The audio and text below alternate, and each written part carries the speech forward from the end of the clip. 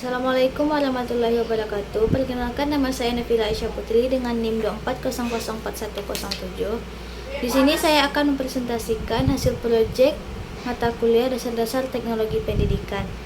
Di sini saya akan menjelaskan penerapan teknologi pendidikan saat ini dan masa depan, dan pengaruh teknologi pendidikan saat ini dan masa depan. Yang pertama ada penerapan teknologi pendidikan, yaitu penerapan teknologi pendidikan saat ini. Dalam kehidupan saat ini, banyak hal yang bisa dilakukan dengan mudah dengan adanya bantuan teknologi. Perkembangan teknologi yang sangat pesat dapat kita manfaatkan seperti halnya untuk membantu di dunia pendidikan. Adapun penerapan teknologi bermanfaat bagi pendidikan. Yang pertama, munculnya media massa. Sebagai sumber ilmu pengetahuan dan pusatnya pendidikan, khususnya media elektronik, contohnya jaringan internet, lab komputer. Yang kedua, adanya metode baru yang dapat mempermudah dalam proses belajar siswa di sekolah. Dengan teknologi, maka terciptalah metode yang bersifat menarik, perhatian siswa dalam belajar, dan memudahkan memahami materi. Yang ketiga, pembelajaran dapat dilaksanakan secara daring, contohnya dengan menggunakan aplikasi Zoom, Google Meet, dan bisa menggunakan internet yang lainnya. Yang keempat, adanya sistem pengelolaan data hasil penilaian yang menggunakan pemanfaatan teknologi. 5. Terpenuhinya fasilitas pendidikan seperti mesin fotokopi. Yang kedua, penerapan teknologi pendidikan di masa depan. Penerapan teknologi dalam pendidikan di masa depan akan semakin memberikan dampak yang besar pada pembelajaran dan memungkinkan siswa untuk belajar dengan cara yang lebih menarik, efektif, dan efisien. Oleh karena itu, guru dan institusi pendidikan perlu terus mengembangkan dan menyelidiki teknologi terbaru untuk mengadaptasi dengan perkembangan zaman dan juga kelangsungan pendidikan. Adapun beberapa contoh penerapan teknologi dalam pendidikan di masa depan meliputi: yang pertama, ada pembelajaran berbasis AI. Teknologi AI dapat digunakan untuk membuat program pembelajaran yang dapat menyesuaikan diri dengan kebutuhan dan kemampuan siswa. Yang kedua, ada pembelajaran berbasis virtual augmented reality. Teknologi VR dan AR dapat digunakan untuk menciptakan lingkungan pembelajaran yang interaktif dan menarik, sehingga siswa dapat belajar dengan cara yang lebih menyenangkan dan efektif. Ketiga, ada pembelajaran berbasis game. Teknologi game dapat digunakan untuk membuat program pembelajaran yang menarik dan interaktif, sehingga siswa dapat belajar dengan cara yang lebih menarik.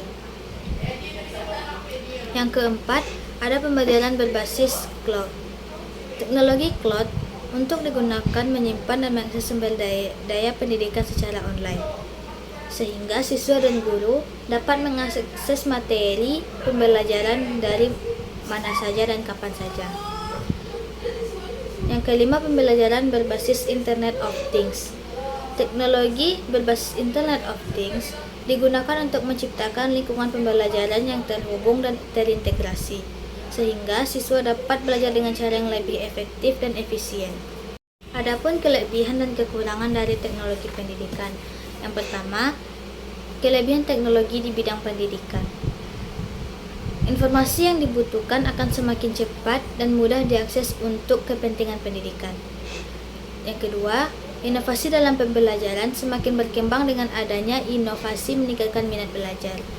Yang ketiga, aksesibilitas. Pembelajaran berbasis internet memungkinkan siswa untuk belajar dimanapun dan di kapanpun. Yang keempat, efisien. Pendaftaran peserta didik baru atau PPDB secara online efektif bagi calon siswa yang jauh dari sekolah. Yang kelima, fasilitator pembelajaran.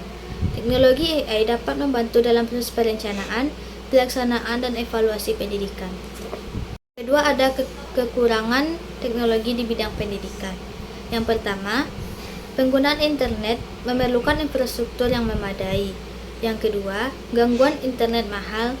Yang ketiga, gangguan perhatian.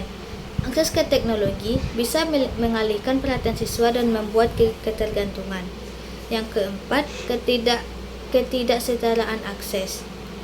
Beberapa keluarga semakin tidak mampu membeli akses ke teknologi sehingga terjadi ketimpangan akses pendidikan. Yang kelima, ketergantungan. Siswa dapat menjadi terlalu bergantung pada teknologi atau kehilangan kemampuan komunikasi. Yang keenam, kurangnya kredibilitas informasi. Penggunaan internet sebagai sumber informasi yang luas dan belum tentu kredibel dapat menurunkan kualitas pembelajaran. Yang B, ada pengaruh teknologi pendidikan di masa kini dan di masa depan. Yang pertama, ada pengaruh teknologi pendidikan di masa kini.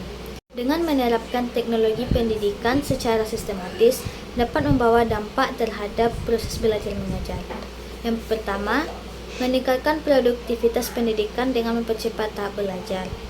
Membantu guru untuk menggunakan waktunya lebih efektif dan mengurangi beban guru dalam menyajikan informasi, sehingga guru lebih banyak membina dan mengembangkan kegairahan belajar siswa.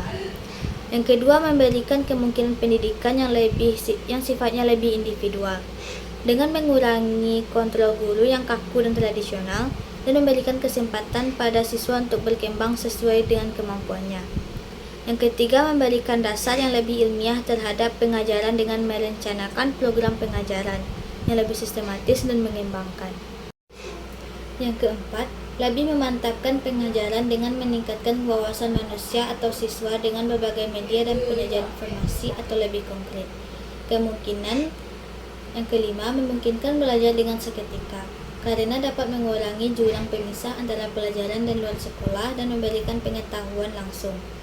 Yang keenam, memungkinkan penyajian pendidikan lebih luas, terutama adanya media massa dengan jalan. Kedua, ada pengaruh teknologi pendidikan di masa depan. Pengaruh teknologi pendidikan di masa depan akan dapat dirasakan dari berbagai aspek. Yang pertama, aksesibilitas pendidikan. Teknologi dapat meningkatkan aksesibilitas pendidikan bagi banyak orang di seluruh dunia. Pembelajaran jarak jauh, platform daring, dan sumber daya pendidikan digital yang membantu mengatasi hambatan geografis dan finansial. Yang kedua, pembelajaran interaktif.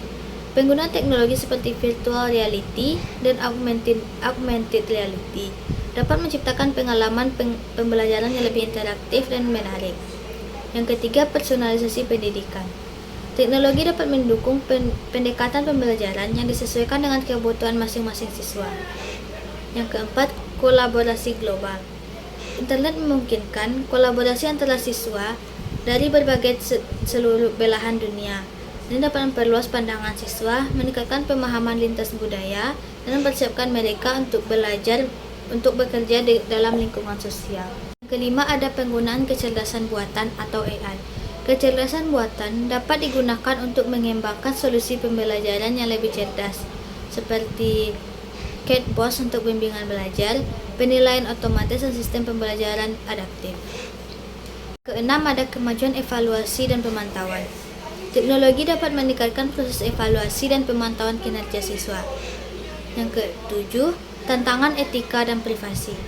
Peningkatan penggunaan teknologi dalam pendidikan juga menimbulkan tantangan terkait etika dan privasi. Penting untuk mengembangkan kebijakan dan tantangan terkait etika dan privasi yang akan menjaga privasi siswa dan memastikan penggunaan teknologi yang etis. Yang kedelapan, transportasi model pembelajaran. Teknologi dapat mengubah model pembelajaran konvensional menjadi model yang lebih dinamis dan fleksibel, mendukung pendekatan pembelajaran sepanjang hari. Baiklah, kesimpulan yang dapat saya ambil dari penerapan teknologi pendidikan saat ini dan masa depan, serta pengaruh teknologi pendidikan saat ini dan masa depan, yaitu pengaruh teknologi dalam pendidikan di masa depan diperkirakan akan semakin besar dan memberikan dampak yang signifikan pada pembelajaran. Teknologi dapat memungkinkan pengembangan metode pembelajaran yang lebih menarik dan interaktif, sehingga siswa dapat belajar dengan cara yang lebih efektif dan efisien. Selain itu, teknologi juga dapat memfasilitasi kolaborasi dan komunikasi antara siswa dan guru, serta mendorong terciptanya lingkungan pembelajaran yang lebih inklusif. Sekian materi yang dapat saya sampaikan. Assalamualaikum warahmatullahi wabarakatuh.